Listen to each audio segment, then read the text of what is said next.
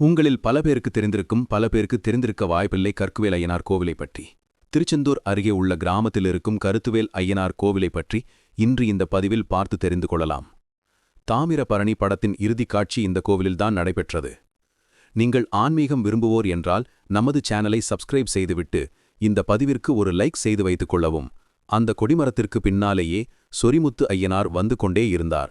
வந்து கொண்டிருக்கும்போது செம்மன்காட்டு பகுதியில் தேரி குடியிருப்பு என்ற இடம் உள்ளது. அந்த செம்மன் தேரி சொரிமுத்து ஐயனாருக்கு மிகவும் பிடித்து போகவே, இதனால் சொரிமுத்து ஐயனார் என்ன பண்ணினார் என்றால் அந்த செம்மன் தேரியில் உள்ள கருவா மரத்தின் மீது அமர்ந்து கொண்டார். அதன் பிறகுதான் இங்கு இருப்பதை அந்த பகுதியில் உள்ள மக்கள் அனைவரும் அறிய வேண்டும் என்பதற்காக அந்த பகுதியைச் சேர்ந்த நிலக்கிழாரின் கனவில் தோன்றி, நான் ஐயனார், நீ வசிக்கும் பகுதியில் உள்ள கற்குவா மரத்தில் அமர்ந்திருக்கிறேன், எனக்கு இவ்விடம் பிடித்துவிட்டது, எனவே இந்த இடத்தில் எனக்கு கோவில் கட்டி பூஜை செய்து வா, நான் உன்னை மேம்படுத்துவேன், என்னை நம்பி வணங்கும் பக்தர்களுக்கு எல்லா வளமும் நலமும் அளித்து காத்தருள்வேன் என்று கூறினார் சொரிமுத்து ஐயனார். உடனே நிலக்கிழார் என்ன செய்தார் என்றால் அந்த பகுதியை ஆட்சி செய்து வந்த சிற்றரசன் உதவியுடன் கோவிலை கட்டினார். மக்கள் எல்லோரும் கற்குவா மரத்தின் மீது அமர்ந்த ஐயன் என்று பாசத்துடன் அழைத்து வந்தனர். அதுவே காலப்போக்கில் மருவி கற்குவேல் ஐயன் என்று ஆகி இன்று கற்குவேல் ஐயனார் என்று அழைக்கப்படுகிறது. கற்குவேல் ஐயனார் சொன்னதுபடியே 21 தேவாதி தேவதைகளுக்கும் இந்த இடத்தில் கோவில் கட்டி கொடுக்கப்பட்டது. கொஞ்ச நாட்களுக்கு பிறகு இந்த கோவிலை கட்டித்தந்த நிலக்கிழாருக்கு ஒரு மகன் பிறந்தார். அந்த மகனுக்கு கற்குவா ஐயனார் என்று பெயரிட்டு அழைத்து வந்தனர். கற்குவா ஐயனாரும் அந்த பெயரை சுருக்கி கற்கையனார் என்று அழைத்தனர். இந்த நிலக்கிழாரின் வம்சாவழியில் வந்த கையனார் இதே பகுதியை ஆட்சி செய்து வந்த அதிவீரர் அனசூர பாண்டிய மன்னனிடம் அமைச்சராக இருந்தார். இந்த மன்னனின் கோட்டைக்கு அருகில் ஒரு அழகான சுனை ஒன்று உள்ளது. அந்த சுனையின் மேற்பரப்பில் ஒரு மாமரம் ஒன்று இருந்தது. அந்த மாமரத்துக்கு ஒரு சிறப்பு உண்டு. என்னவென்றால் தினமும் ஒரு காய், அதுவும் கனிந்த நிலையில்தானே விழும். அப்படிப்பட்ட மாமரம்தான் அந்த சுனை அருகில் இருந்தது. ஒரு நாள் அந்த சுனையில் தண்ணீர் குடிப்பதற்காக முனிவர் ஒருவர் வந்தார். அங்கு தண்ணீர் குடித்துக் கொண்டிருக்கும்போது திடீரென்று அந்த மாமரத்திலிருந்து ஒரு கனி ஒன்று விழுந்தது. உடனே அந்த முனிவர் அந்த மாமரத்தை கையில் எடுத்துக்கொண்டு உடனே முனிவர் மன்னரை பார்க்க சென்றார். அங்கு மன்னரை பார்த்து, முனிவர், இந்த மாம்பழம் கிடைப்பதற்கு அரிய மாம்பழம், இந்த மாம்பழத்தை நீங்கள் அன்றாடம் வழிபடக்கூடிய இறைவனுக்கு தினமும் ஒரு கனியை பின்னர் நீங்கள் சாப்பிட்டு வந்தால் உடலில் பிணியும் மூப்பும் அண்டாது என்று கூறினார். ரொம்ப சந்தோஷமாக மன்னர் அந்த முனிவரிடமிருந்து பழத்தை வாங்கிக் கொண்டார். அன்றிலிருந்து அந்த மரத்திலிருந்து தானே பழுத்து கீழே விழும் மாம்பழத்தை யாரும் எடுத்துவிடக்கூடாது என்பதற்காக 4 வீரர்களை மன்னர் காவலுக்கு வைத்தார்.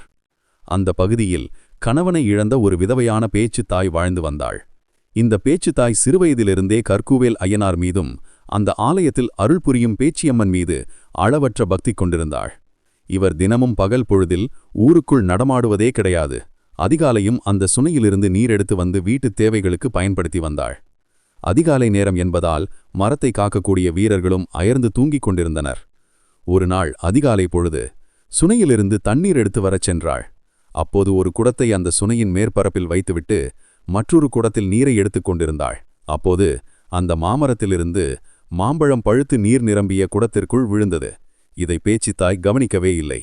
அதன் பிறகு தலையில் ஒரு குடமும் இடுப்பில் ஒரு குடமும் வைத்துக்கொண்டு வீட்டுக்கு கொண்டு வந்தாள். அரண்மனையில் பூஜைக்கு தயாரான அரசன் இன்னும் மாம்பழம் வராததைக் கண்டு காவலர்களை அழைத்து காரணம் கேட்டார். காவலர்கள் அதற்கு இன்னும் மாம்பழம் விழவே இல்லை என்று கூறினர். அது எப்படி விழாமல் இருக்கும், யாராவது எடுத்துச் சென்றிருப்பார்களோ என்று கேட்டார் மன்னன். உடனே காவலர்கள், நாங்கள் காலையில் சிறிது நேரம் கண்ணயந்து விட்டும் மன்னா என்று கூறினார். அதற்கு மன்னன் பொறுப்பில்லாமல் இருந்த காவலர்களுக்கு சிறை தண்டனை கொடுத்தார். அதன் பிறகு தன்னுடைய படை வீரர்களை அழைத்து அனைத்து வீடுகளிலும் அடுப்பாங்கரை முதல் அனைத்து இடத்திலும் விடாமல் தேடுங்கள், அந்த மாம்பழம் கிடைக்கும் என்று சொல்லி உத்தரவிட்டார். அரசனின் உத்தரவிற்கிணங்க அந்த வீரர்கள் எல்லோரும் அந்த தேரிக்குடியிருப்பு ஊரில் இருக்கும் அனைத்து வீடுகளிலும் சென்று தேடினார்கள். இறுதியாக பேச்சித்தாய் வீட்டில் தேடிய போது பேச்சித்தாய் ஒரு இளம் விதவை. அதனால் அவள் கதவிற்கு பின்னால் சென்று ஆடவர் முகம் பார்த்திராத வண்ணம் ஒதுங்கி நின்றாள். நிறைக்குடத்தில் உள்ள தண்ணீரை எல்லாம் கொட்டி காட்டினாள். அப்போது குடத்திலிருந்து மாம்பழம் கீழே விழுந்தது. உடனே அந்த மாம்பழத்தை எடுத்துக்கொண்டு அரசனிடம் சென்றார்கள். அந்த அரசன், தெய்வத்திற்கும் அரசனுக்கும் உரித்தான இந்த மாம்பழத்தை களவாடிச் சென்ற அந்த பேச்சித்தாய், எனவே அவளை நீங்கள் இழுத்து வரும்படி உத்தரவிட்டார். உடனே படைவீரர்கள் அனைவரும் பேச்சித்தாயிடம் மன்னன் ஆணை குறித்து சொன்னார்கள். அதை கேட்டதும் பேச்சித்தாயும் அவர்கள் பின்னாலேயே வந்து கோட்டை நோக்கி நடந்து வந்தாள். இந்த பேச்சித்தாய்க்கு மொட்டை அடித்து கரும்புள்ளி செம்புள்ளி குத்தி கழுதை மேல் ஏற்றி ஊரை வலம் வரச் செய்து சுண்ணாம்பு கால்வாயில் தள்ளுங்கள் என்று ஆணையிட்டார் அரசன். அப்போது அமைச்சர் கையனார் சென்று அரசனிடம், இவள் ஒரு அபலை பெண், இருட்டுக்குள் வாழ்ந்து பகலில் தூங்குபவள். இந்த இளம்வயது பெண்ணிடம் சொல்லும் பழிகள் நாளை நம் பரம்பரையே பாழ்படுத்திவிடும் என்று கூறினார். இதை கேட்டதும் அரசன், நிறுத்து உன் உபதேசத்தை என்று கையனாரை பார்த்து கோபத்துடன் சொன்னார். அதன் பிறகு மன்னரின் ஆணைப்படி பேச்சித்தாய்க்கு மொட்டை அடித்து கரும்புள்ளி செம்புள்ளி குத்தி கழுதை மேல் ஏற்றி வலம் வந்தனர். சுண்ணாம்பு கால்வாயில் தள்ளிவிடும் நிலையில் இருந்தாள் பேச்சித்தாய். அப்போது பேச்சித்தாய் தன்னுடைய உயிர் போகுள் நிலை சுற்றி நிற்கக்கூடிய மக்களுக்கு மத்தியிலிருந்து அரசனுக்கு சாபம் கொடுத்தாள். நன்றி நெடுகேலாதவன் சீமையில் தீக்காற்றும் தீமழையும் பெய்ய கடவது கண்டு நீதி நெறி சொல்லும் கற்குவேல் ஐயனாரே நீரே சாட்சி, மன்னவன் பூமி எங்கும் மண்மாறி பொழியட்டும், நீதி நெறி சொல்லுக்கும் கற்குவேல் ஐயனாருக்கும் பூங்காவாகட்டும் என்று சொல்லி சாபம் கொடுத்தாள். உடனே நெருப்பு பேச்சித்தாயை நெருங்குவதற்கு முன்பே பேச்சியம்மன் அங்கே வந்து பேச்சித்தாயை ஆட்கொண்டு விட்டார். அங்கு சுற்றி நிற்கும் மக்கள் அனைவரும் கற்குவேல் ஐயன் கோவில் பேச்சியம்மனாக இருப்பது இந்த பேச்சித்தாய் என்று சொல்லிக்கொண்டே இருந்தனர். இந்த பேச்சித்தாயின் சாபத்தால் அந்த பகுதி முழுவதும் அழிந்து அதன் பிறகு ஊரானது என்று அங்கு இருக்கும் முன்னோர்கள் சொல்கிறார்கள். இந்த பேச்சித்தாயின் சாபத்தின்படி கோவிலின் பின்புறம் விரிந்தும் முன்பக்கம் சுடவு போல் இருக்கிறது. கற்குவேல் ஐயனார் கோவிலில் நடைபெறும் விழாக்களில் முக்கியமான விழா என்னவென்றால் கள்ளர் வெட்டு திருவிழாதான். இந்த திருவிழா எதற்காக கொண்டாடுகிறார்கள் என்றால், கற்குவேல் ஐயனாரை வேண்டி பலன் பெற்ற சிற்றரசர்கள் நிலச்சுவந்தார்களும் கோவிலுக்கு தங்கம், வெள்ளி, வைரம், வைடூரியம் ஆகியவற்றை தானமாக கொடுத்தார்கள். இதனால் கோவில் கருவறையில் உள்ள பெட்டகத்தில் ஆபரணங்கள் அதிகமாக இருந்தது. இதை அறிந்த நெல்லை சீமையை சேர்ந்த ஒரு வாலிபர் கோவிலில் திருடுவதற்காக வந்து கோவிலில் திருடிவிட்டு கோவிலின் பின்புறம் சிறிது தூரம் வந்தபோது அந்த வாலிபரின் கண் பார்வை பறிபோனது. உடனே கற்குவேல் ஐயனார் கோபம் கொண்டு உத்தரவிட வன்னியராஜன் வீச்செறிவாளுடன் சென்று அந்த வாலிபரை சிறைச்சேதம் செய்தார். தன்னுடைய மகனை காணாத திருடனின் தாய் கண்ணீர் விட்டு அழுது தேடிக்கொண்டே இருந்தாள்.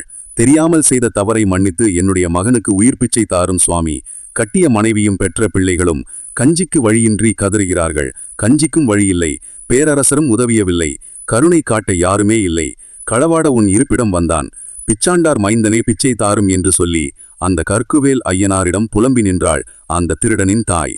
உடனே கற்குவேல் ஐயனார் மனம் இறங்கி அசரீரியாக பூசாரி வந்து புனித நீரை தெளித்து பிரம்பால் அடிக்க உன் மகன் உயிர் பிழைத்தெழுவான் என்று சொன்னார். உடனே தேரி குடியிருப்பில் தூங்கிக் கொண்டிருந்த கோவில் பூசாரியின் கனவில் காட்சி கொடுத்தார். பூசாரியிடம் நடந்ததை கூறி, நீ போய் நீரை தெளித்து பிரம்பால் அடிக்க சிறைச்சேதம் செய்யப்பட்டவன் உயிர் பிழைப்பான் என்று கூறினார் கற்குவேல் ஐயனார். இதை கேட்டு பூசாரி தான் கண்ட கனவு பற்றி மற்றவர்களுக்கு கூற ஊர் முழுவதும் தகவல் பரவ அனைவரும் கோவிலுக்கு சென்றார்கள். ஐயனார் கனவில் சொன்னதுபடி பூசாரி அருள் வந்து ஆடினார். அவர் துண்டாக கிடந்த திருடனின் உடல் மீது கற்குவேல் ஐயனாரின் அபிஷேக தீர்த்தத்தை தெளித்து பிரம்பால் 3 முறை அடிக்க உடனே உடலும் தலையும் சேர்ந்தது. உடனே அந்த திருடன் உயிரெழுத்தெழுந்தான். அந்த காயின் வேண்டுகோளும் தீர்ந்தது. உடனே ஆனந்த கண்ணீர் வடித்து கொண்டு அந்த தாய் கற்குவேல் ஐயனாரின் இந்த அற்புதத்தை அனைவருக்கும் உணர்த்தும் வண்ணம், ஆண்டுதோறும் எனது சந்ததியினர் கள்ளன்சாமி ஆடி நன்றி கடன் செலுத்துவோம் என்று சொல்லி உறுதி கொண்டாள் அந்த திருடனின் தாய். கள்ளராக வந்தவர் அவர் காலம் முடிந்த பிறகு அவருக்கும் ஒரு பீடம் கொடுத்து ஐயனார் சன்னதியில் அவர் எதிர்ப்புறம் ஒரு சின்ன கோவில் வைத்துள்ளனர். இப்போது அந்த கோவில் கள்ளர் சாமி கோவில் என்று அழைக்கப்படுகிறது. கார்த்திகை முதல் நாள் கொடியேற்றம் நடக்கும். அன்றிலிருந்து 30வது நாள் கள்ளர் வெட்டு திருவிழா நடக்கும். இந்த 30 நாட்களும் ஐயனாரின் கதை வில்லுப்பாட்டாக தினமும் 2 வேளை பாடப்படும். விழாவின் போது காலையில் காவல் தெய்வமான ஐயனார் மற்றும் பரிவார தெய்வங்களுக்கு அபிஷேகம் நடக்கும். அதன் பிறகு அலங்கார தீபாராதனை நடைபெறும்.